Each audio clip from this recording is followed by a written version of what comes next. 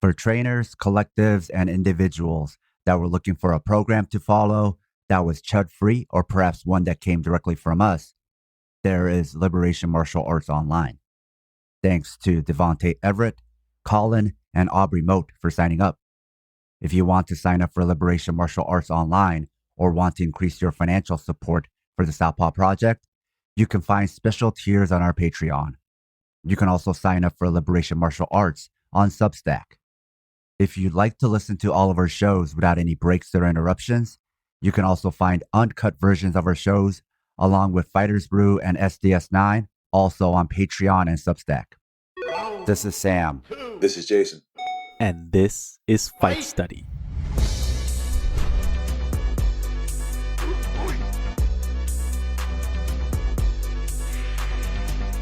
This episode was sponsored by SH, Alejandro, Berkshire People's Gym, and New Guy. Coach Jason and I are back to discuss UFC 288, which featured the bantamweight title fight between champion Aljamain Sterling versus former champion Henry Cejudo. It was a card for the hardcores because it mostly featured all the lighter weight fighters. But before that, there are several other cards we missed in the interim. We had Max Holloway versus Arnold Allen, which Holloway dominated. We analyzed it for the Liberation Martial Arts curriculum, where we often do tape studies. We also did a preview of that fight in a previous fight study. If you're already subscribed to Liberation Martial Arts, you could find it under tape study, Sandhagen and Holloway Talk Time Space. We analyzed both Corey Sandhagen and Max Holloway and how they manage or don't manage space. You can subscribe to Liberation Martial Arts on both Patreon and Substack. But Jason, let me ask you this. Despite doing everything else so well, Holloway said of himself that he still has a bad habit of backing up against the jab, which ends up getting him caught by follow-up shots. What do you think about Holloway's assessment of himself? All right, so it's difficult to know if Max really believes that, or if he gets swept up by the whole UFC narrative that, quote, real fighting, unquote, means that you never, ever take a step backwards.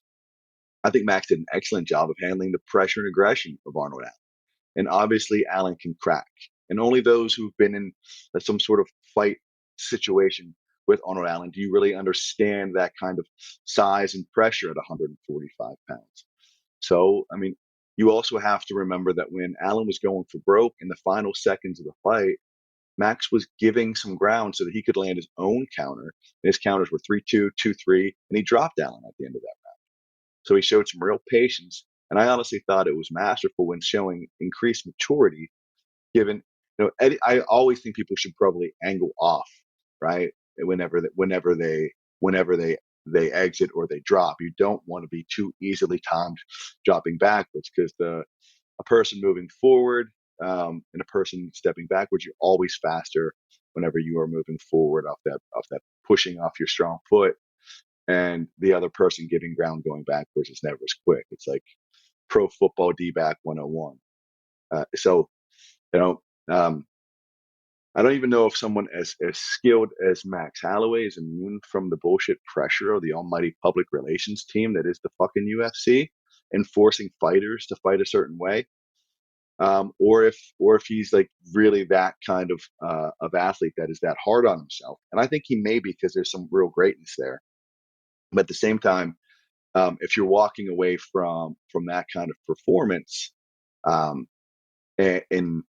you're that critical, I just wonder how much of that is true, how much of it might be less than genuine and sort of a forced fighters fight, mixed martial arts mentality as told by the UFC for so long. Because Max Holloway really became Max Holloway after he had that Ricardo Lamas fight where he pointed to the ground and let's just stand our ground and just swang and bang, which isn't the Max we like, right? That's not the Max that makes Max great. But ever since then, to your point, maybe he got swept up in that because Dana White and the UFC also love that. And he's been trying to replicate that.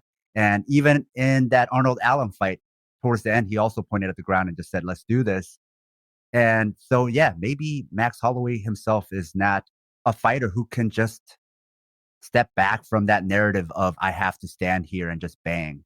I don't think anyone's immune to it. But what you are starting to see is knockouts come when fighters are defensively negligent and wild and come in, and good fighters can punch on the counter on that back foot, giving some ground and not smothering their own shots with wild fuckery, like actual good shots and catching them coming in. We can point to like fight after fight on these cards and going back into some boxing that the fighter who was able to give some ground to find some shot at times was it or to find their shots was able to find those shots that ended the fight. And you don't have to be wildly aggressive to just like impose your will. You can impose your will when it's time, when there's an opening. If not, it becomes this bastardized version of mixed martial arts that isn't really fighting. It is this ballroom brawling with some skill and expertise attached to it. And I understand that we want it to be fighting. We want it to be entertaining.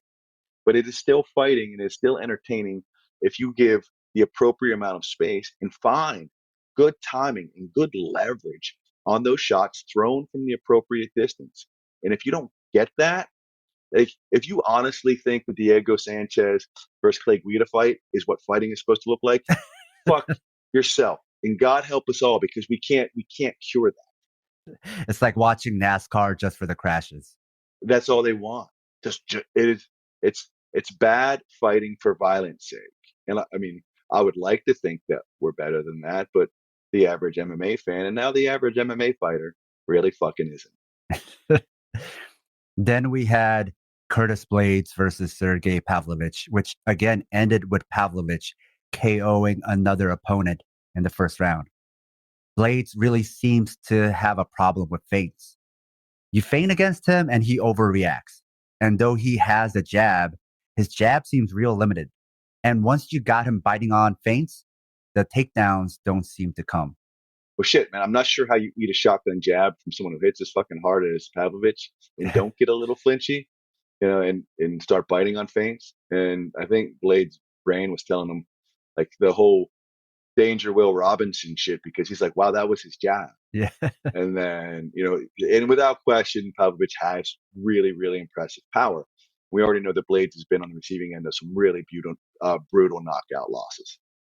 But I guess my question is this: why the fuck does Curtis Blaydes continue to be so intent on standing and trading with that kind of heavy hitter? And if you watch Blaydes, he's definitely improved his boxing. So the improved boxing from Blaydes is obvious, but perhaps you just don't test your luck with the division's biggest fucking puncher, and a guy that hasn't been out of the first round since 2017. And maybe starting to realize that wrestling isn't the easiest thing to do after your gray matter's been bouncing around your fucking cranium and you can barely stand up anymore, and you're thinking, now's the time for me to hit my double, right? Like, you can't pull that off after you headbutt Sergey's fists. It's not going to be that easy. What would be easy is getting in front of somebody who at times runs forward while he's throwing his ones, twos, and threes. That might be a better time, because it's harder to throw an uppercut while you're lunging forward, and it tends to be ones and twos and looks like the butterfly stroke or the breaststroke. And unless you go back to 1999 Vitor Belfort, that shit doesn't really work anymore, except in the heavyweight division, which is the world's strongest yet weakest division.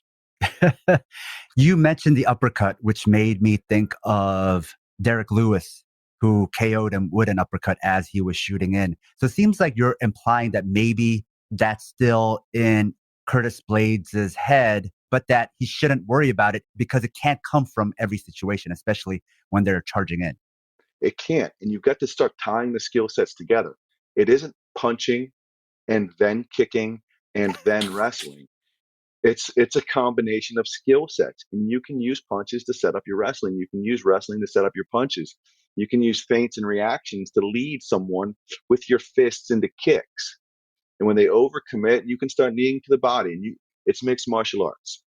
And to go back into a time machine where we're fighting like it's 2003, and the skill sets are so limited and not sort of interconnected or interwoven is a shame, because we should be past that. And I think one of the most physically gifted heavyweights is Curtis Blaydes. And maybe if he got into the sport a little earlier, or someone got it in his head that he didn't have to stand and trade until he can't stand and trade anymore, he might be really knocking on the door of a title shot. Because he did start MMA training really late. He did, and I think he has all the tools. He really does. Like, I think he's like just the raw material of being a fighter with his size. He's got a really nice jab. His defense is underrated, but like, I don't think he processes punches all that well, because when he gets hit, he gets hit so hard. Heavyweights hit hard. So why you wouldn't mix some things up, and why you wouldn't have some sort of game plan to sort of, and maybe he does, but he really believes in his striking at this point.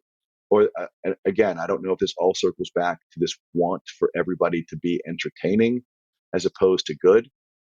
But I mean, if you reap what you sow, and if you live by it, you're going to die by it. And so, like, these guys are getting some knockouts every once in a while, and they're showing that they're improving. But you need the right tool for the right job. And I think standing and trading with Pavlovich is not the right tool for that fucking job. It seems like at this point, Blaydes not shooting and getting hit like that seems like a permanent feature. It doesn't seem like it's changing. Not at all. Not at all. And I'm not sure. And hey, some of these guys might know that their cardio gets zapped if they have one or two failed takedown attempts. I don't know. I am not in their camp. I don't know that. But there is this over reliance on striking now, without them being as polished a defensive striker against some real heavy hitters. And I just think that's a bit of a fool's errand. And you have to know that the person in front of you poses some real threats. I mean, how many knockouts does he have in his last 7 fights? I think it's 6, and all of them in the first round in his last 7. And also, Pavlovich has the longest reach outside of John Jones. Exactly. He has an 84-inch reach. He has a really stiff shotgun style jab. He lands it a lot. And like, there's one thing that he does that works for him that I don't like, and that he does this walk in Vitor Belfort where he'll throw 1, 2, and every once in a while get a little bit wide and turn over that odd Fedor style, like, right hand where Fedor kept breaking his thumb and knuckles. And he lands all those punches and they hurt. But I would think someone with the kind of quickness and athleticism that Curtis Blaydes has might be able to sneak just one shot, one takedown, one shot, one lower your level, take that shot, put him on his back, hang heavy on him, being a big body, having some length, making him work. And then you can kind of zap those energy stores a bit. That's how I would prefer my fighter, who was the better wrestler, approach it. Maybe he'll do it in the next fight. Right? How many of those next fights do you get when you're eating those kinds of punches from the big men you're fighting? I guess we'll find out. I guess we will. On that same day, we had the boxing fight between Gervonta Davis versus Ryan Garcia, which exceeded all expectations on pay-per-view buys and gate. Despite what Dana White says, boxing is not dead, and in fact, is more popular than ever. Boxing is where the mega fights are. UFC just has more shows. Now, it took Davis 7 rounds to finish Garcia with a body shot. We also did a thorough analysis of this fight for Liberation Martial Arts called Tape Study Perception Distortion. We used concepts and principles from LMA to analyze the fight, like distorting perception. But Davis really showed even southpaws should be using their jabs, because that's how he controlled the fight. He's also an example of how to beat bigger fighters as a smaller fighter. But being the heavier puncher really helps to beat bigger people. Well, number one, it certainly does. Being the heavier puncher is a great equalizer for sure. But you nailed it.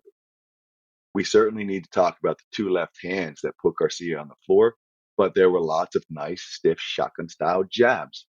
And that I felt was the long-term difference maker. Davis was using those jabs throughout the fight, and it's a stiff yet quick shot from the lead side, which is important against a faster puncher, especially a faster puncher who has a decent left hook. So now you're using your right hand as a quick shot, and he wasn't able to find that counter left hook at all because of the speed and the stiffness of some of those shots that landed early. And eventually, the body opened up after hitting some real nice quick shots upstairs. And how many times throughout the fight did we see the jab high and the left to the body? But Garcia is quick and he's good at cutting off the ring, and he had his moments for sure. But there was a ton of poise and ring craft from Davis, who you add in his physical gifts and now some real poise and maturity and ring craft, and you have a significant problem with a 28-year-old southpaw with 27 KOs and 29 fights. Speaking of heavy punchers, then there was Yadong Song versus Ricky Simón. Simón had a lot of movement. He was sort of moving like a city kickboxing fighter, a lot of side steps and different looks and feints. But since he's not a city kickboxing fighter, he didn't seem to know what to do with that. He had a real hard time spotting Song's punches, and it seemed like it was only a matter of time until Song was going to crack that chin for the KO.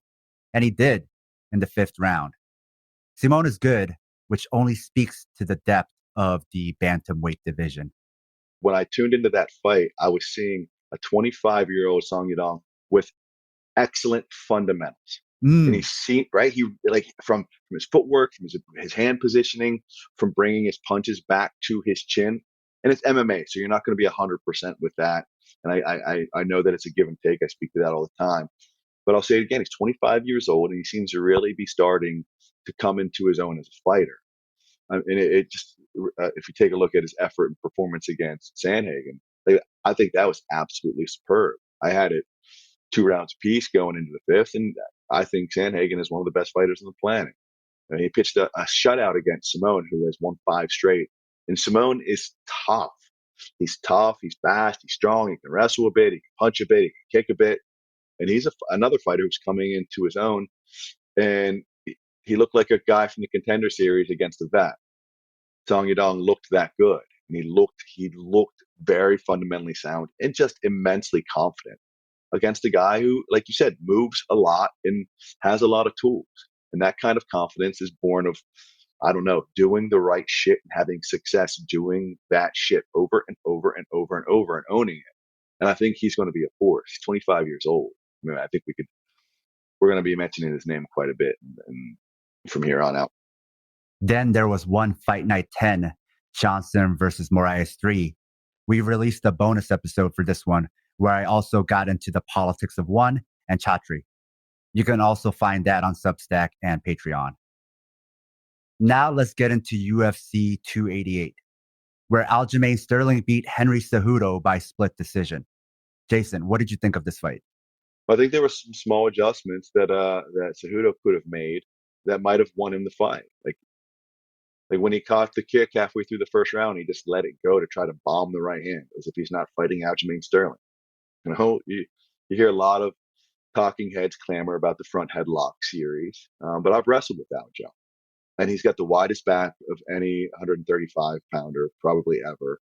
And I can promise you, my arms at 75 inches in reach are a lot longer than Henry Cejudo's.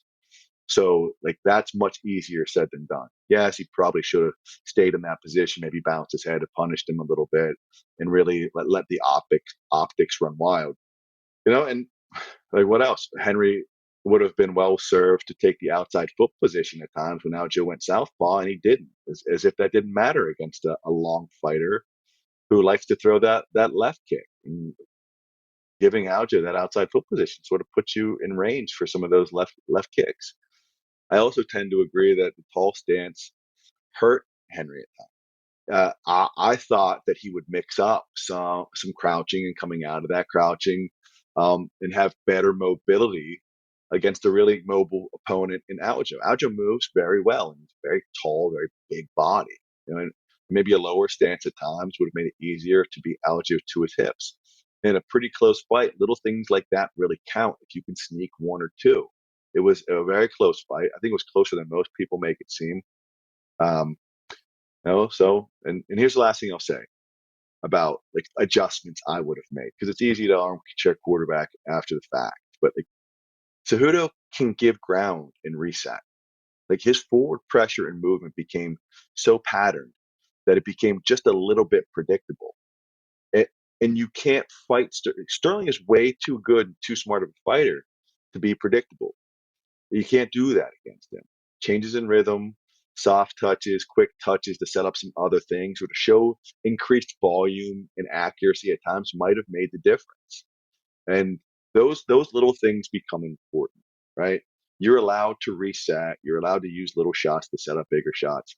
And if you're going to fight Aljamain Sterling, I think you need to break his rhythm at times. You need to mix some things up, and I just didn't see Cejudo doing it quite enough. And I'll say this: the reason why I picked up that Cejudo was becoming predictable is because I watched a portion of it, and I thought that I rewinded that round because it looked exactly like the round before. He was doing all the same things. And I was like, shit, this is not the same round. So like, in my head, I started to pick up on those patterns myself. And I'm not in there fighting, and I'm not the possibly one of the pound for pound better fighters on the planet in Aljamain Sterling, if not the best. So I can guarantee you he's picking up on those things, because that kind of fighter acumen, that kind of visual acuity is something that the best fighters in the world tend to have, even more so than just old Coach Sargis sitting by the TV. Do you think Cejudo was figuring out the path to victory in round 5, or was that more Sterling getting tired and less about Cejudo adapting? It's a little bit of both, I think, and I also think that had to do with Cejudo's own fatigue. When I talked about little touches and softer, quicker touches, and not everything having to be like just big and super powerful, that I think he was, Cejudo's an incredibly cerebral fighter as well, and his camp is just absolutely fantastic. So he knows he has to pressure, but it can't be random pressure all the time. So he started using some feints and fakes, and he was leading Sterling around, and Sterling looked a little hesitant because, one, I think he may have been coasting a bit, but at the same time, he's fatigued, and so with that fatigue, you start to be a little more conservative. So, those feints, when you're not as smooth because you're not as crisp, because you're not as fresh, you tend to have to either compensate by giving more ground, or you get a little bit wild, and those little movements become big movements, and they look a little more labored. And I think that Henry did a good job of sort of dialing it in, and having some softer touches and working within his energy stores, coming forward, applying some pressure. But I do think it was a combination of Aljo possibly thinking he was up a little bit, or doing just enough to keep himself in that round, because you have to measure your own energy stores, and you don't want to be vulnerable, because if you're exhausted, 2 minutes seems like a fucking lifetime. So again, both these fighters are smart fighters and making good decisions throughout a 5-round fight. A note to our listeners: if you love the Southpaw Project, please support us and help us get paid for our labor by financially supporting us on Patreon. This will give you access to exclusive bonus content, like early releases of Southpaw Deep Space Nine, our fictional narrative podcast, Fighters Brew, break-free versions of our shows without interruptions like you're hearing now, bonus articles, Fighters Brew transcripts with extra content, Liberation Martial Arts Online, as well as our private chat group on Discord. You can also make one-time donations at Ko-Fi, or show your solidarity by wearing our swag. You can find all pertinent links at southpawpod.com. Do you think Sterling made this fight closer than it had to be by diving for takedowns and staying on his knees? Or do you think he did that because something about Cejudo's striking made him uncomfortable? Or do you think he did that because of the rules? He was playing to the rules. He knows he can't take damage there, and he wants you to grapple him. But love him or hate him, you gotta appreciate what Aljamain Sterling is able to do. Because, one, the fucking optics are terrible, but the rules are the rules, right? So if you stay on your knees while another guy's posting in your head, it doesn't look like you're great at fighting in that position. But the rules are the rules, and Aljo was great at playing those rules to his advantage, and using his size, his wrestling, his athleticism, all to his advantage. And I got news for everybody: knowing the rules and your strengths and using them to your advantage is smart fighting. And when everyone's like, he's just the biggest guy, well, yeah, he's backpacking everybody because he continues to work that position, because his body type is such So, like, why would he ever work against it? So it isn't just about his physicality. It's about him using his physicality because he knows his physicality, and that makes him a smart fighter. And if you can't beat him, fuck you. You got to figure him out. He's your puzzle to solve. And you want to be the best in the world, you got to beat the best in the world. And Aljamain Sterling is currently the best 135 pounder on the planet. What makes Sterling striking so effective? Because he's not recognized as a striker. He's not given a lot of props for his striking, but he outlands most of his opponents. He'll put that volume on you and then give a little bit of ground. So when you have to come forward without the appropriate distance, he can time you and catch you when he moves a little bit backwards. Either catch you with his own counter strikes, or he'll grapple you. He'll take you down. If he takes you down and passes your guard and it takes your back, like you fucked. Like your day's over. Everyone knows this. So they can't come forward wildly. And he's so long. He's deceptively long. I mean, he's long already, not deceiving. But even if you're in there with him, he's almost like my size, minus an inch or two, at 135 pounds. And I walk around at 5'10", like 190. And I've wrestled Aljo. I've even sparred him a few times over at Longo's. And you think you're a little bit out of range, but you're not. So again, it's putting those things like his size, his reach, the width of his back, his athleticism, his dexterity, his ability to punch and kick, his willingness to punch and kick. Even, like, I think his left kick looks fucking terrible. I don't think it is a visually appealing technique, but he seems to land it on everybody. No one seems to really get out of the way, and they either take it on the forearm or they take it in the liver. And then they either try to catch it and they rush, or else, like, he starts to have his way with them with these little peppering shots until he takes you down. You know what I want to add to that is his kicks and his punches aren't the prettiest, but I think the reason he lands them is because when do you ever see him overthrow a punch or a kick? In MMA, it's so common to overthrow your punch. Even Petr Yan was overthrowing his punches, right? And he'd be way out of position, and then Aljamain would take advantage.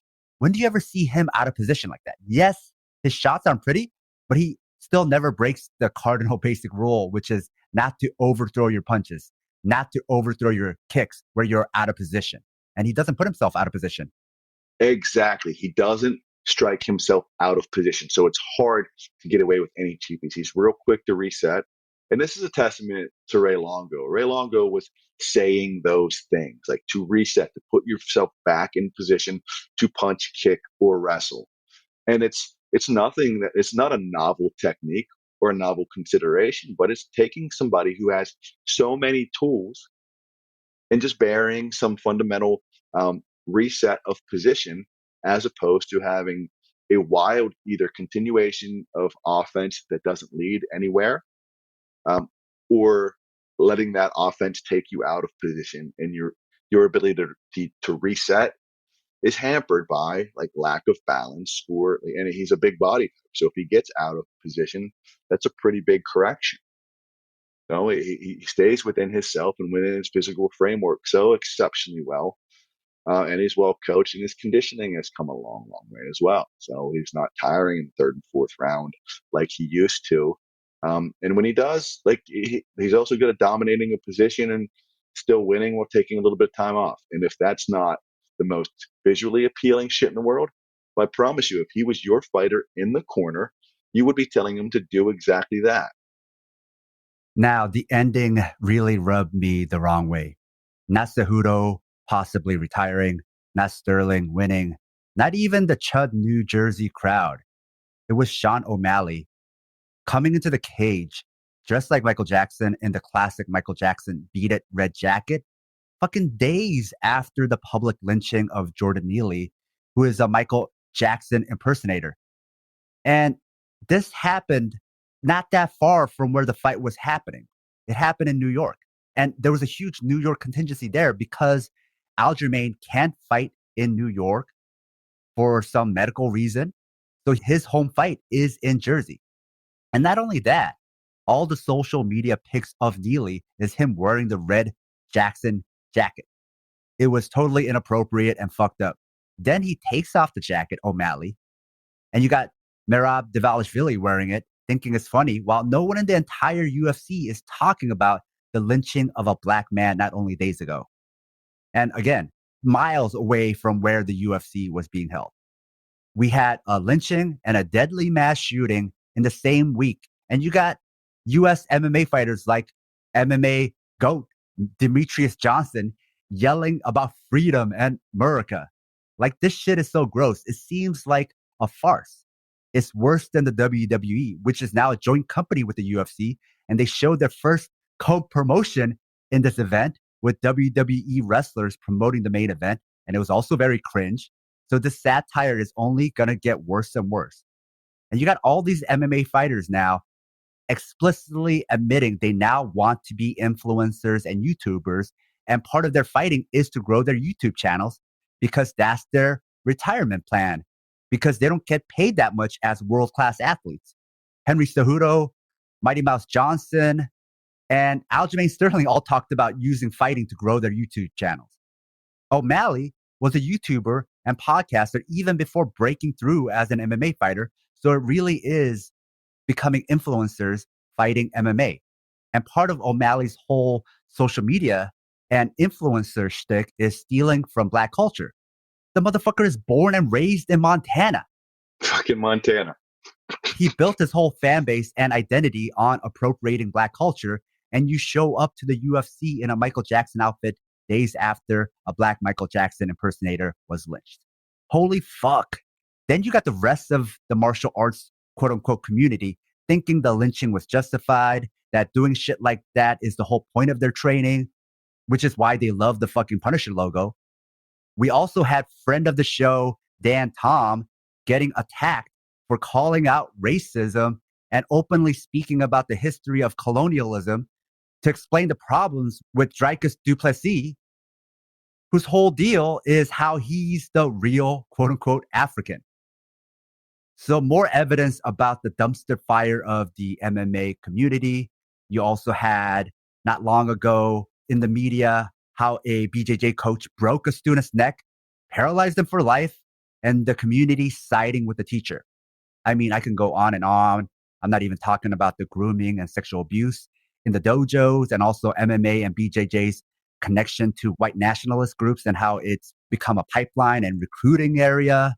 I mean, what you've just described is so disgusting that, let me give you a little bit of context, Sam. There was nothing I felt like I could have been better at in the world than coaching. And there's nothing I want to do less than coach professional fighters in mixed martial arts. That's the truth.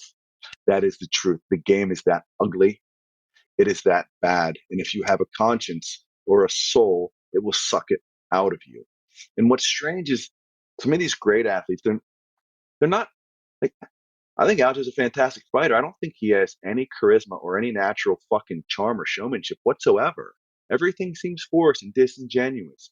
Fucking the inability for Sean O'Malley to read a fucking room. That sort of, I mean, I wish it was cognitive dissonance because he'd have at least a little bit of a fucking conscience. But no, I think he's probably fucking oblivious. Or if it's worse than that and he did it on purpose, well then fuck him.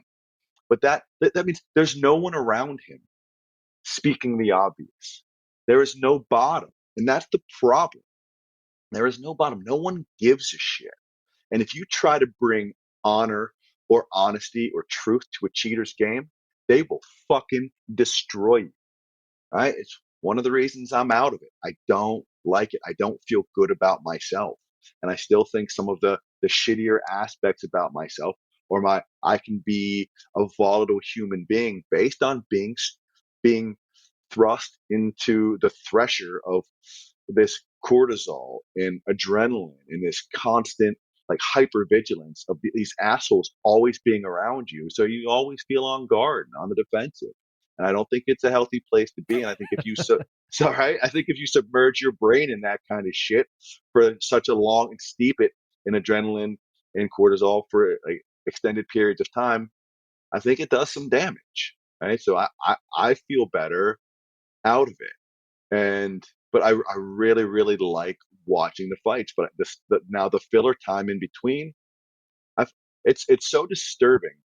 You were telling me earlier how MMA GOAT Demetrius Mighty Mouse Johnson. You saw his interview before you got to see the event. And that interview, you said, made you not watch a fighter that you love to study.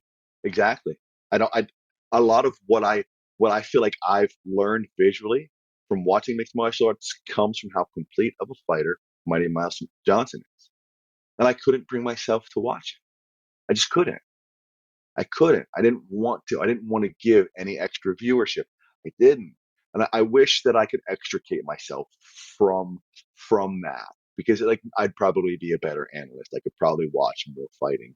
And if I would have at least the ability to compartmentalize my thoughts and feelings on said subject, then maybe I could, hey, continue to make a living doing this or that. But it's very, very difficult for me. I'm a little bit of an over feeler, right? And I understand my own limitations and compartmentalization. So I just watch it. And you either have, for me, I have two options. I can either feel angry or I feel sad. And I'm 47 and I got to watch my blood pressure, and I don't like being angry anymore, and I like being sad even less. So, for whatever that's worth, and I feel this want to, if I could jump through fucking Twitter and snatch some of these assholes up by the collar, especially the ones who come after Dan Tom, I fucking would, man. I wouldn't say it, but but you can't. And you know that if you go down that road, you're just staring at your phone and your blood pressure's through the roof and your heart rate's at like 160 beats a minute for no reason. And it's a space that I've never felt like I belonged somewhere while not belonging somewhere so much in my life. Moving on, we have to talk about Belal Muhammad fucking finally getting his title shot by beating Gilbert Burns by unanimous decision. We've been high on Muhammad for a while, but what taints this victory is the injury to Burns. But that injury was caused by Muhammad defending a takedown. So Muhammad damaged him, which is what he's supposed to do. Well, I mean, it also goes into the fact that I've also heard people say, well, it was a pre-existing injury too, right? So it is this want to discredit rather than giving someone some credit. Well, if it's pre-existing, what do you go for that takedown for then? And that's my point also. And if it is pre-existing, then that's your almighty overseers, your overlords that are telling you to fight hurt are the reason this shit is happening. And if you're fighting hurt and you can't beat someone everyone thinks is boring and only has cardio and a decent chin, well then fuck you. That's their fault that it's a boring fight. Hey, these fighters are their hands are forced, or like you got it. It's them not wanting to give credit where credit is due. They want to shit on Muhammad, probably because of his name, right? Ethnicity, religion. You can go into all of it. Yeah, he was definitely getting booed. He's actually like a fairly charismatic guy on the mic. So you would think that, and he's got some charm, and it's just ignored. Someone who overperforms, given some of the obstacles he's had, the eye poke, the brutal knockout from Vicente Luque. How about you just say, like, good on him for improving, good on him for working to his strengths. And it's a shame that they always look to discredit it, because, and I don't think he's the most exciting fighter, other than the fact that I always think I don't think he's going to be able to get it done this time. I think Brady gets him, and then he beats the shit out of Sean Brady. Like, come on, man, those are the stories you have to like when you are when you try to play it out in your head and you say this individual can't win and he does it, and then your reasoning for it is, well, it's just because he's boring or has good cardio and can wrestle a little bit. Well, you're starting to describe physical skills and attributes that make people good at fighting. So you're saying making him good at fighting makes him good at fighting, which makes him boring because your favorite fighters can't beat him? Well, fuck it, man. Those are the rules. He's playing by him and he's beating those people. What else are you going to do? So I hope he continues doing it. I really do. And I'm glad he's worked himself up to a title opportunity. You mentioned how he's improving as a fighter. And we've seen this. He's been developing not only as a striker, but also as a very intelligent fighter. So what do you think about his growth as a fighter and where he is now? I would be surprised if he became one of the best coaches in the game when he hangs it up. Like he just seems like that kind of guy. He's very thoughtful. His tweets are thoughtful and informed. They're original, inspired takes. He seems to be incredibly coachable, and there's this want to improve. And I think I don't know if he's really strong, but he looks really strong to me. And he seems to manhandle a lot of people, especially against the cage, others very strong fighters. So I assume that he's very strong and he's working to those attributes. Like he wasn't a great wrestler before, but he's improved that. And he's been working with, what's his name? Bravo Young out of Penn State. I've seen him grappling with a bunch of good higher level wrestlers. So he gets like greater positional awareness in response, hip response. He's able to follow hips and flow better and scramble for a pretty big guy. And he's built like he's all squared up like SpongeBob for Christ's sake, but he's still continuing to flow pretty well. Right? His back's real broad. He puts people against the cage. And hey, like there are techniques to counter that. And if your excuse is that he's too strong and well conditioned, well, get stronger and better conditioned or catch him coming in. Because as Vicente Luque showed, that's not impossible. But you haven't been doing it. And rather than credit someone, we always have this excuse-laden sentiment on Twitter. I mean, I guess MMA Twitter is just like the most disgusting place in the world, so I should probably stay off it. But it was just seeing the want for him to fail is just the level of ugliness that we spoke to earlier. And I like to see him overperform and continue to do so. I really do. I got a few messages from people asking me what I thought of Burns fighting the whole fight injured. Not so much because he was getting badly beaten down, but more because he's injured and because of his body language. Burns is a gamer, but you could tell he knew there was no way he could win. And so it seemed like he didn't want to be there because he knows he's going to lose. But also, as far as damage, when he didn't know what round it was, he also seemed like he wasn't okay, maybe concussed. This is his fourth fight in a year and his third this year. That's already a lot of accumulated damage with no time to heal. And that's a lot of weight cuts. So that's a lot of dehydration, which is also not good for your brain. So you see that your fighter is injured. You see his body language and he doesn't want to be there anymore, which is always dangerous when you fight when you don't want to fight. And it's round 4, but the fighter thinks it's round 2. It's not like Burns is an undefeated fighter or anything. So he's had losses before. So you don't need to protect his record or anything. So do you keep sending him out or do you save your fighter from further damage so you don't ruin the rest of his career? You already know, hey, even though he's not getting badly beaten down, if there's no chance to win and his arm might just keep getting worse and worse where, you don't know about the future of that arm and he's already fought so much and taken so much accumulated damage, what should you do? One of those fights was Khamzat, right? And one of those fights was Khamzat Chimaev. Oh, shit. Right?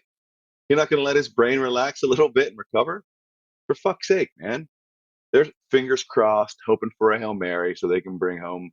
They want to bring home more than just the show money. They want that win bonus because they're whatever 10% or whatever bullshit that they're expecting to get is going to be doubled. There's no want to save your fighter. That's America that's fighters being soft or weak. Fighters fighting that bullshit that you hear over and over and over. There is no, but they're commodities, and the people that should be looking out for them aren't. That's another ugly part of the game. And if you try to bring that in, and you try to they say you can domesticate or overhumanize an athlete, and that's one of the more twisted things I've ever heard. I don't think you should have to humanize a human being, but we want to turn these individuals into monsters so they can perform for us in a monstrous way. But then we turn our backs on them when they are expired, when they are pushed past that expiration date, and then they come back to us broken and damaged monsters. And who are we to fix them when they've returned? And what do we have to offer them? Not a pension, not lifetime of health care, nothing. Nothing. The company and the fans tend to turn their backs on them and then continue on with the next one because they're a commodity and they will be traded like what, coffee futures or whatever the fuck it is these days.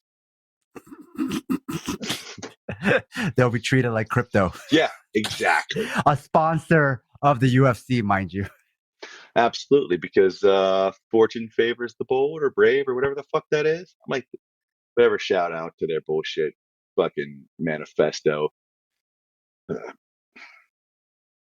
Sorry. If you love the Southpaw Project, become one of our financial supporters. It'll help us supplement the cost of running this project, the incredible time and energy we put into it 7 days a week, and you'll be giving us some breathing room, not only to juggle Southpaw with our day jobs, but also to expand Southpaw into other areas. We can't exist without your contributions. Show your Southpaw solidarity by supporting us at southpawpod.com.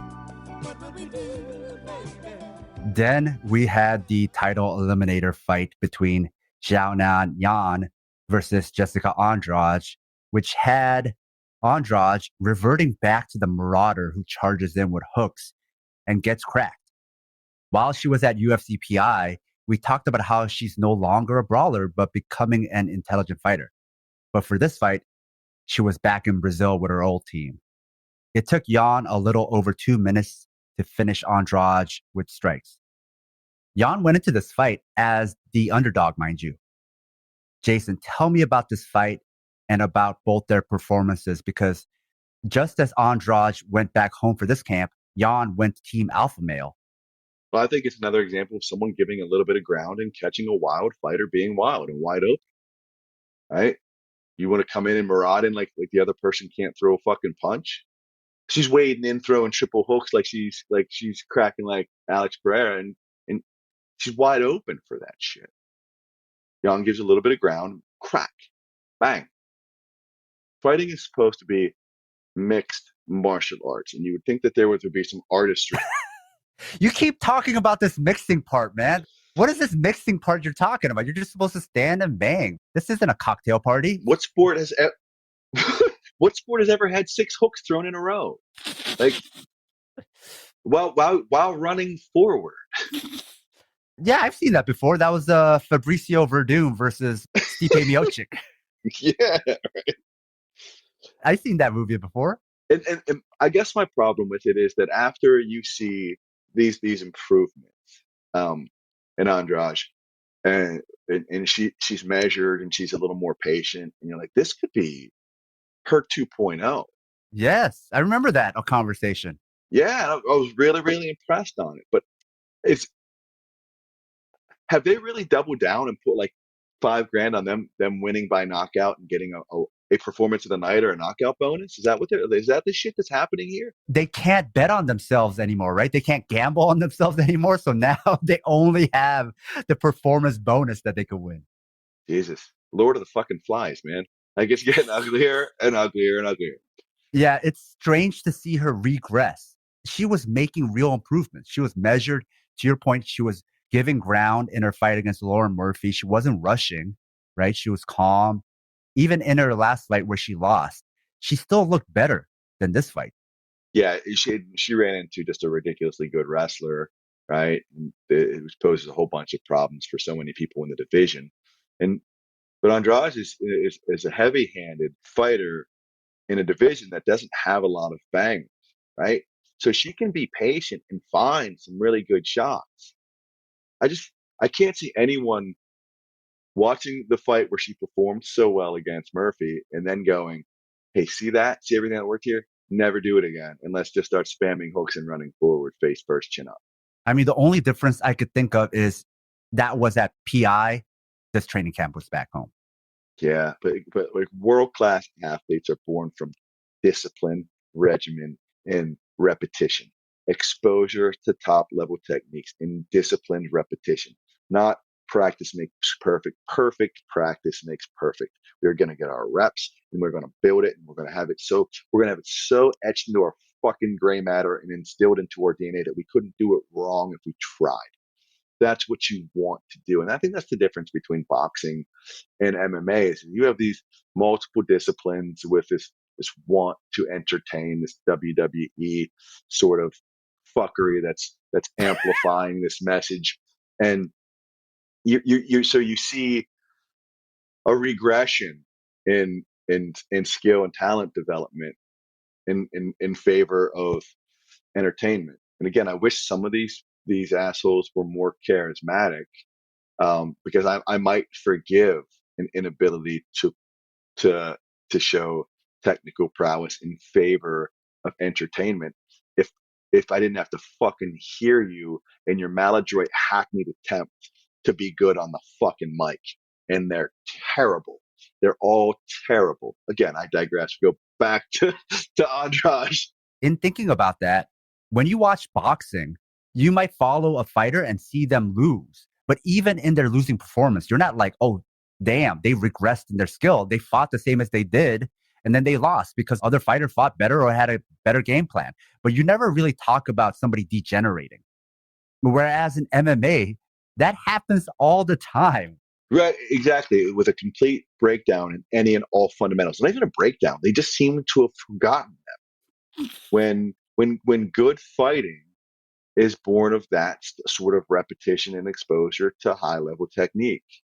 And I get it, like with the occasional wrestler who's heavy handed, like you'll hear people say like a wrestler can have a puncher's chance because they just hit hard naturally, but you're never going to hear like a naturally gifted puncher have like a heel hook's chance if they've never joed a heel hook before.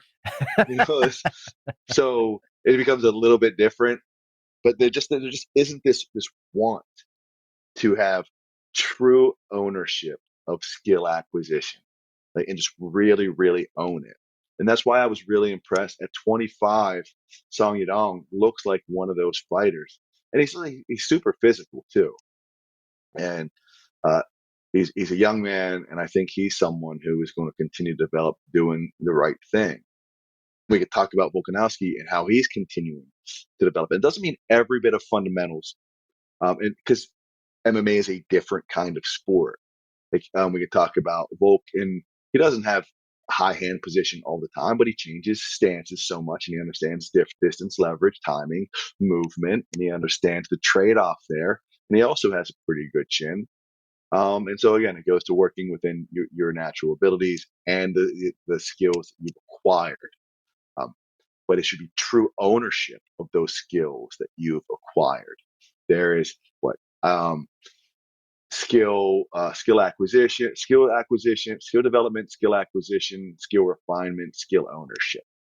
That ownership is whenever you really, really have a command of it and you just naturally move a correct way for fighting or for your fight type. Or like wrestlers, there's some wrestlers, a guy I went to college with, just he walks like a little like silverback with his arms turned in like he's about to double leg everyone.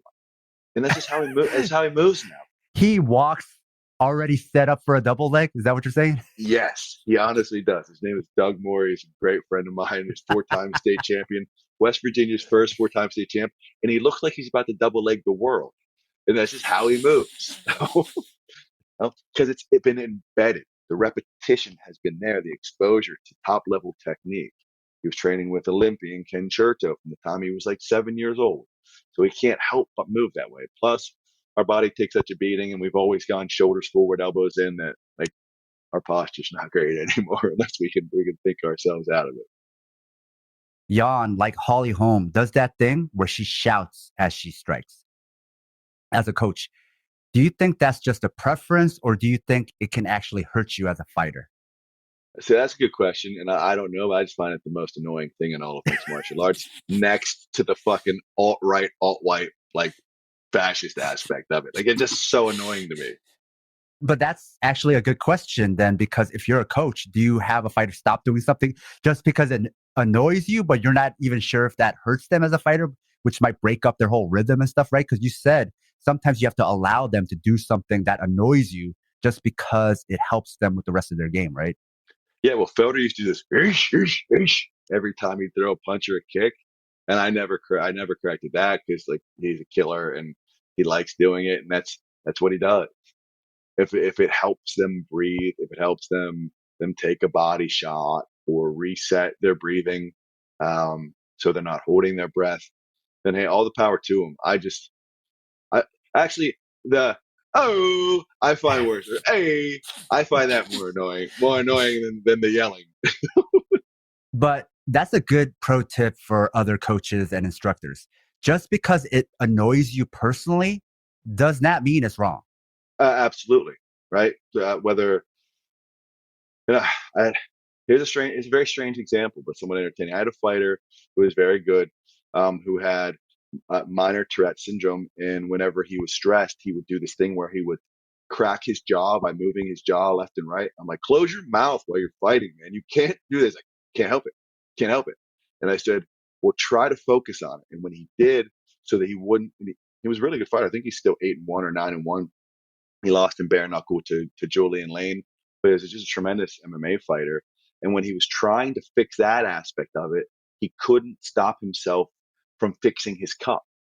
So he had this weird tick, and it had to be something, right? And like you notice that like, hey, like at least your hands are up when you're not fixing your cup. So maybe in trying to fix one thing, it creates a problem in a different realm. Well, you mentioned that with Dustin Poirier. You fix the thing that he has where he fixes his shorts and messes with his hair, and you might mess up his whole game. Yeah. Yep. Fighting is this weird rhythm thing, right? And life is about that too. Finding things where whether it's some sort of self-stimulating or self-soothing behavior. I click a pen constantly. I don't even notice that I keep like fidgeting with my foot. Like I bounce my heel up and down all the time. And if you sit in front of me in a movie theater, you hate my fucking guts. And I don't even know that I'm doing it. So sometimes it's this soothing thing, or allows us, especially fighters, and individuals who have like a heightened sense of hyperactivity, and it's harder to sort of like focus it all in. And it's almost like the more you force them inside themselves, the more something's going to shake or quiver, or so it's sort of hard. So I get it. But that being said, you have to work with the fighter to bring the best out of them. And if that means you got to deal with a goosh goosh and whatever that shit is, like, And just to plug liberation martial arts one more time, to your point, something we talk about a lot is perception isn't just vision. So for some fighters, for them to perceive their world, to perceive their space, they need to fidget. They need some kind of thing. They need some kind of ritual or pattern in the ring. It's just like how some people need to hold their breath to concentrate, or click on something or touch something, pace to concentrate. So part of that concentration is like being able to focus in on something. And in fighting, for you to focus in on fighting, to perceive what's happening around you. Not everybody, but some people, they do need those rituals. And once you take that away from them, they can no longer perceive their world. They cannot concentrate. That was brilliantly stated, Sam. Absolutely. So you sometimes accidentally think you're removing something and making them more efficient. And now they don't know what the hell they're doing anymore. Yeah. Please keep your hands up and quit fixing your cup. And he's like, I can't. All right. Let's go back to the jaw clicking then. Yeah, let's do the jaw thing. On the rest of the main card, you had Movsar Evloev having a fight of the night with short notice newcomer Diego Lopez in a very close fight. It made me very impressed with Lopez and very disappointed by Evloev. And rather than a good performance by Charles Jourdain, you had a piss poor performance by Crone CM Punk Gracie. Gracie actually could learn a thing or two about the guard from Lopez. Did it seem like CM Gracie even respected the sport of MMA by showing up that unprepared? Not at all. Not at all. It was like a time machine back into what UFC 23 or something. We've been in the time machine a lot today. Oh, for sure. And Kron is a remarkable jiu-jitsu talent, But if you've even accidentally watched MMA in the last decade, then you know some of those techniques are pretty antiquated for high level mixed martial arts. And it was shit. Like it was just shit. Like all of it was. I yeah. You're Hickson Gracie's kid, man, and that's your showing. Like, fuck. And he's a dickhead. Like what? He's just not a nice guy. He's not charismatic. You ever see that eye thing where he talks about the world's flat because the eye, and like there's all this oddness, and yeah. I'm no fan of the Gracies, and Kron is, to your point, especially in the QAnon rabbit hole. But the way he looked and acted, it looked like someone with depression looking to just harm themselves, and MMA was their outlet. Like he did not seem like someone who wanted to be there. Sort of like Devin Clark looks to me, except Clark probably needs the money. Gracie doesn't need the money. So what was he doing there? Why was he even fighting? I don't know, but there's this weirdness that I keep seeing pop up in mixed martial arts, like that kind of thing. And you reference Devin Clark too. It's like, how is it possible to be low energy in that kind of atmosphere? Like there's someone trying to fight you, and No sense of urgency. none. And like, if you don't like it, don't do it. Did he seem like somebody who was having fun there, Kron Gracie? No. No. He looked miserable. Not scared, but miserable. And he didn't look horrible when he fought Cub Swanson. He didn't look terrible. He looked like, I thought we were going to see some sort of improved version of him, but he looked like he literally phoned it in over the last couple of years and then just said like, peace, I'm out. You got to know you're not fighting again after that, right? Regardless of what your contract says. It was minimal effort. He looked like he completely phoned it in, and it looked like he didn't even want to be there. And it's just very strange. But it couldn't happen to a better person, a shittier person with anyway. I don't want to. So I'm considering making a move to Brazil, and I don't want to have a hit out on me by the Gracie clan. Then we had the fight with someone you always spoke highly about, Matt Frivola, Steamroller, who had a KO victory over Drew Dober. He then immediately called out Patty Pimple. Now this is Frivola's biggest win. And he probably had his best performance, and he won performance of the night. I couldn't have been happier. I mean, Dober's tough. He's real tough. One of the more physically gifted guys at 155 pounds. And Frivola is a good dude. He really is. He's one of the better people I've met in all of mixed martial arts. He's kind-hearted. I like his family. He lived right down the block from me. So I was really happy to see him perform the way he did. I don't think there's anyone in all of fighting that tends to punch themselves out of position quite as much as Frivola. But if you watch him fight, he gave ground after those misses. Instead of standing and correcting and walking forward with hands down or hands correcting and regaining balance, he gave ground. And I kept saying to, like, look, if you want to continue to come forward, you have to do so with your hands up. I've said that to him whenever he lost to Polo Reyes. And like he's a much better fighter than Polo Reyes, but he just kept running into punches because he was overly excited. And you learn, hey, just because you can take a punch doesn't mean you go that route in professional mixed martial arts in the UFC, right? You might want to stay within yourself. And if you miss, you don't have to come out swinging. You don't. You can correct and you can give some ground. And that's what he kept doing. He was backing up every once in a while, not backing up going straight backwards, but forcing a reset. And when he did, he was able to find some shots. He gave ground and threw a real nice setup Superman punch. And I heard at the beginning of his walkout that like there was a concerted effort by Ray Longo and the fight team over at Sarah Longo or Longo Weidman, whatever they call themselves, to work on his boxing. And I said that's something that you have to do. Your kicks like land and then you land out of position and then you just start winging shots. And these guys at this level hit hard. And Ferola has a great chin, an outstanding conditioning, and he has a lot of those intangibles that Paul Felder had. The Felder was a little more technically sound in terms of defense. Frevola wrestled better, and it's a pick 'em in terms of conditioning. So if you can just keep Frevola in position to grind, he's got the power to find those shots and the cardio to stay with it until he does.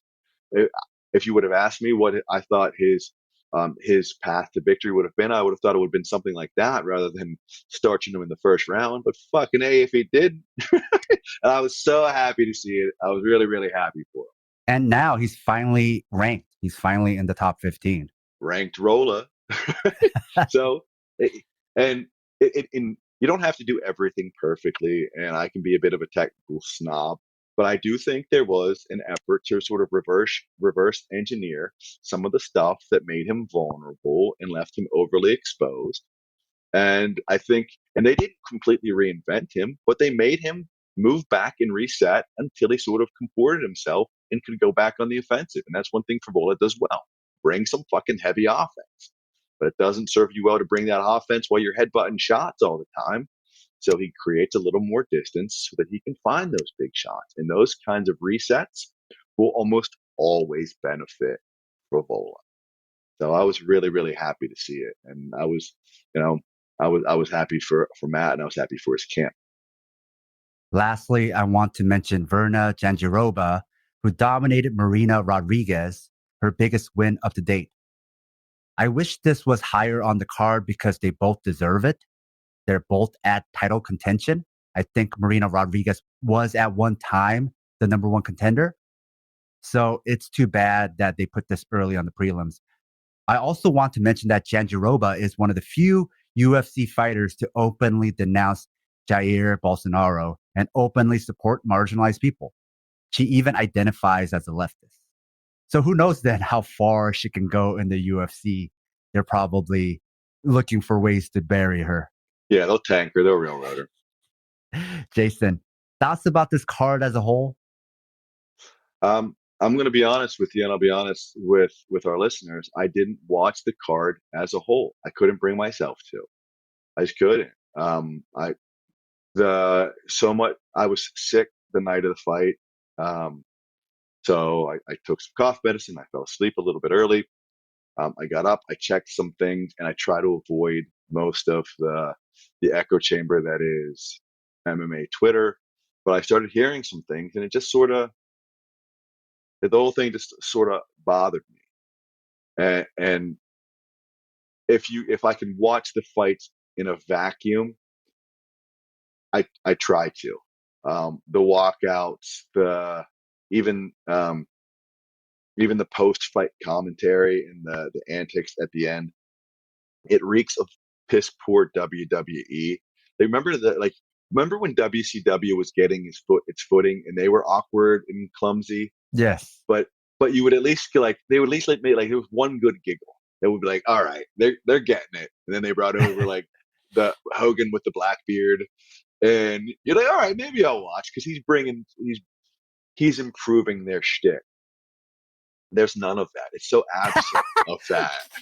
And there's none of it. So all there is this fucking awkwardness, and at the same time, this right-wing slant. You're saying they're worse than old school WCW? They are. I don't see them getting their shit together. I don't. Oh my God. They're fighter entertainers. They're not entertainers.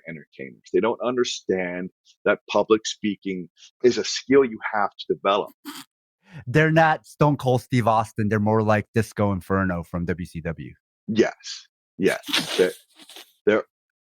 They are. They are a fucking, what did you say, a dumpster fire? That's exactly what they are.